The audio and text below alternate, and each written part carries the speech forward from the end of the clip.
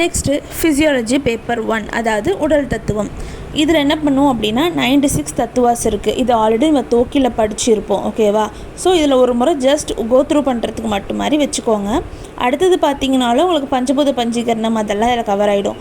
Mostly உங்களுக்கு உடல் தத்துவமும் தோக்கியும் ரொம்ப சிமிலராக தான் இருக்கும். 1-2 லெசன்ஸ் மட்டும் வேரி ஆகும். அது மட்டும் நீங்கள் என்னென்னு சொல்லிட்டு ஸ்பெசிஃபை பண்ணி பார்த்துக்கோங்க. அதே தான் இப்போ 3rd லெசன் எடுத்திங்க அப்படின்னா இதுலேயும் இருக்குது, ஓஜி புக்லேயும் நம்மளுக்கு இருக்குது, ஓகேவா? ஸோ அதனால் ஓஜி புக்கில் வரும், அதுக்கப்புறம் நோய் நாடல் புக்லேயும் வரதுக்கான வாய்ப்பு இருக்குது. ஸோ இது நெக்ஸ்ட் என்ன அப்படின்னு பார்த்தீங்கன்னா அதுக்கப்புறம் அதுக்கு இதில் 11th லெசன் மட்டும்தான் நீங்கள் நார்மலாக பார்க்குற மாதிரி இருக்கும். நல்லா பாருங்கள், இதில் ஆயுட்காலத்தை வெல்லும் உறுப்புகள் அப்படின்னு கொடுத்துருக்காங்க. அது செப்பரேட் நம்ம உடல் தத்துவம் புக்கில் இருக்குது. ஸோ அந்த மாதிரி லெசன்ஸ் எடுத்துக்கோங்க.